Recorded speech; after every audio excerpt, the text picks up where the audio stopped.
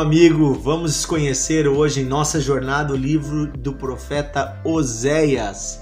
Oséias é um dos livros que eu mais gosto do Antigo Testamento, porque apesar de ele guardar alguns mistérios, ele tem algo muito profundo que fala conosco. Ele é um profeta que, diferente de Isaías, Jeremias, Ezequiel e Daniel, ele não era de Judá, do Reino do Sul, ele era do Reino do Norte.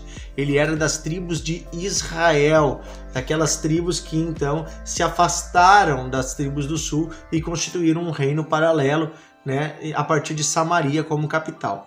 Então nós sabemos que essas tribos foram, né, tomadas pelo exército dos assírios quase 100 anos antes do Reino do Sul ser tomado pelos babilônicos, né? Eles foram levados para um exílio na Assíria e foram espalhados, e o rei da Síria mandou pessoas para morar lá. Pois bem, o profeta Oséias, ele vem e ele traz a sua palavra profética. Deus usa ele exatamente no período anterior a este cativeiro por parte da Síria. Eram palavras chamando o povo ao arrependimento.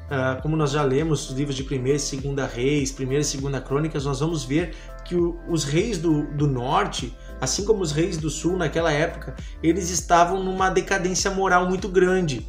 Os reis estavam acumulando muita riqueza, havia corrupção, havia desigualdade, as pessoas exploravam umas às outras, havia prostituição, havia vários tipos de cultos a outros deuses, misturas culturais, adorações pagãs, sacrifícios até humanos eram feitos.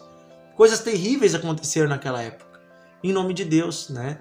E é interessante que o livro do profeta Oséias, ele é Deus chamando o povo ao arrependimento. É Deus chamando o povo a voltar à sua aliança com Deus. Nos primeiros 3 capítulos, nós podemos ver a narrativa divina por meio de Oséias, por uma espécie de parábola que Deus faz da própria vida de Oséias com o que o povo de Israel estava vivendo. Então é um pouco polêmico, porque alguns intérpretes dizem que talvez ele tenha criado isso como uma história. Outros dizem que de fato ele viveu isso, né? Outros dizem que ele estaria trazendo um exemplo do que seria a relação de Israel com Deus. Mas eu entendo que o texto deixa claro que de fato isso aconteceu com Oséias. Então no capítulo 1, nós vemos Deus chamando Oséias e dizendo a ele, no versículo 2 assim: o Senhor lhe disse, vai, toma uma mulher de prostituições e terá filhos de prostituições, porque a terra se prostituiu, desviando-se do Senhor. Foi-se, pois, e tomou a Gomer, olha só o nome da mulher, filha de Diblaim, e ela concebeu e lhe deu um filho. E disse o Senhor, põe-lhe o nome de Jezreel, porque daqui a pouco castigarei pelo sangue de Jezreel a casa de Jeú, e farei cessar o reino da casa de Israel. Naqueles dias quebrarei o arco de Israel no vale de Jezreel. Tornou ela a conceber e deu à luz um filho, e disse o Senhor a Oséias, põe-lhe o nome de Desfavorecida, porque não mais tornarei a favorecer a casa de Israel para lhe perdoar. Depois de haver desmamado Desfavorecida, concebeu e deu de novo à luz a um filho. Versículo 9 diz, disse o Senhor a Oséias, põe-lhe o nome de não meu povo, porque vós não sois meu povo, nem eu serei vosso Deus. O que nós entendemos? Que Deus mandou ele casar com uma mulher de má fama, uma mulher que havia se prostituído no passado. Ele vai lá, ele casa com ela. Ele não vai se aproveitar da prostituição dela. Ele casa, ele se torna marido dela. E eles têm 3 filhos, e os nomes dos filhos são proféticos sobre o que eles estavam vivendo. Então no capítulo 2, versículo 2, olha só, ele está dizendo, é como se Oséias estivesse dizendo aos seus filhos, repreendei a vossa mãe, repreendam ela, porque ela não é a minha mulher e eu não sou seu marido, para que ela afaste as suas prostituições da sua presença e os seus adultérios de entre os seus seios, para que eu não a deixe despida e não a ponha como no dia em que nasceu, e a torne semelhante a um deserto, e faça como a terra seca, e mate a sede. Versículo 5 diz assim, pois a sua mãe se prostituiu, aquela que os concebeu ouve-se torpemente, porque disse, irei atrás de meus amantes, que me dão o meu pão e a minha água, a minha lã e o meu linho, o meu óleo e as minhas bebidas. Versículo 7 diz assim, seguindo no seguimento de seus amantes, porém não os alcançará. É interessante que aqui no capítulo 2 dá a entender que depois de um tempo, depois que ela teve esses filhos, ela abandona o seu marido e ela volta à prostituição. Esta mulher com quem o profeta Oséias casou, o que dá a entender aqui no texto, ela abandonou o marido e foi se prostituir. E aqui ele está dizendo para os filhos, repreendam a vossa mãe, vão lá, digam para ela, você está fazendo errado, por que você está indo atrás desses amantes? E daí ela responde, porque eles me dão dinheiro, me dão comida, eu quero o que eles estão me dando. Olha que coisa terrível que acontece com o profeta, né?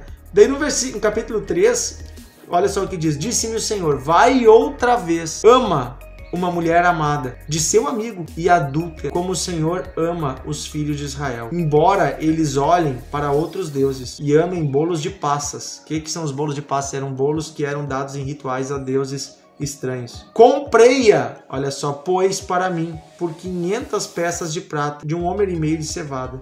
E lhe disse, tu esperas por mim muitos dias, não te prostituirás, nem serás de outro homem.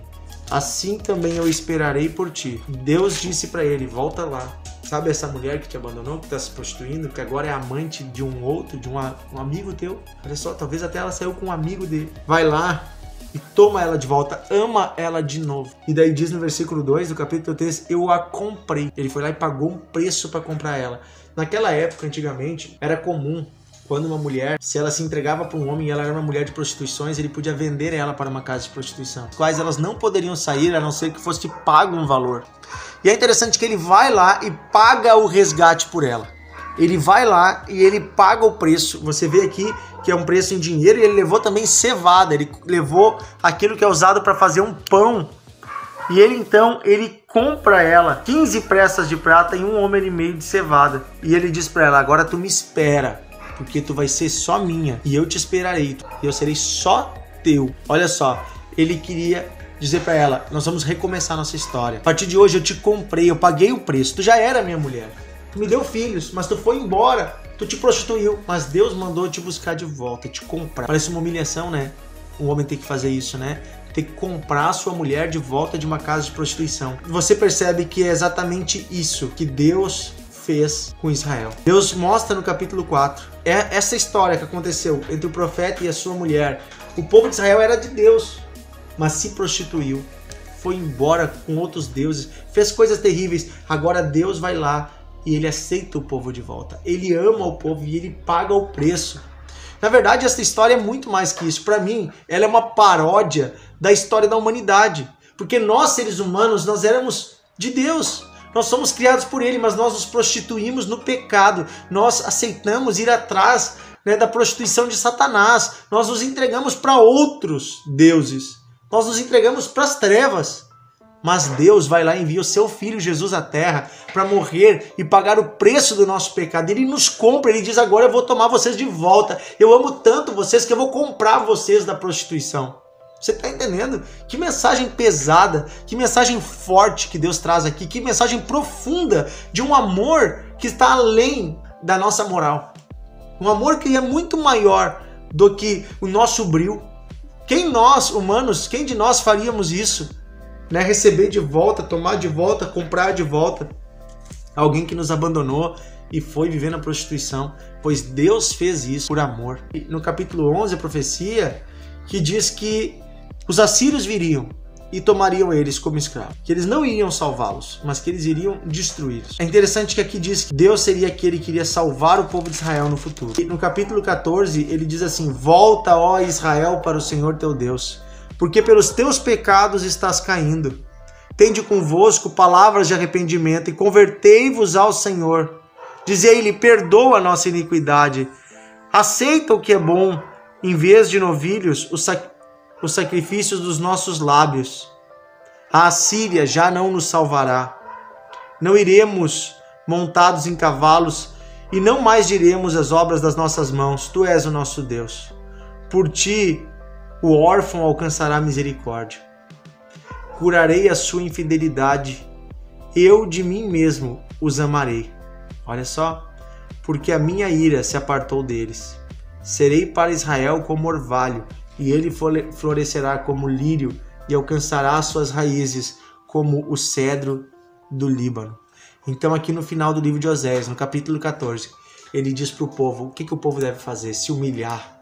se voltar a Deus, pedir perdão. Isso vale para nós até hoje. Você errou, você pecou, você se sente como uma mulher que abandonou o marido e foi em prostituição. Você se sente como alguém que traiu a Deus. Mesmo Deus tendo amado você, você se sente distante, perdido, você se sente preso no pecado, como essa mulher havia se tornado, Gomer havia se tornado uma prostituta escrava. Assim você se sente escravo? Pois bem, Deus ama você e Ele paga o preço por meio de Jesus Cristo para você ser liberto da escravidão do pecado e se tornar filho amado de Deus. Você volta a ser a noiva de Cristo. Você volta a ser aquele por quem Deus ama. É isso que a palavra de Oséias está dizendo. Sempre há oportunidade para arrependimento.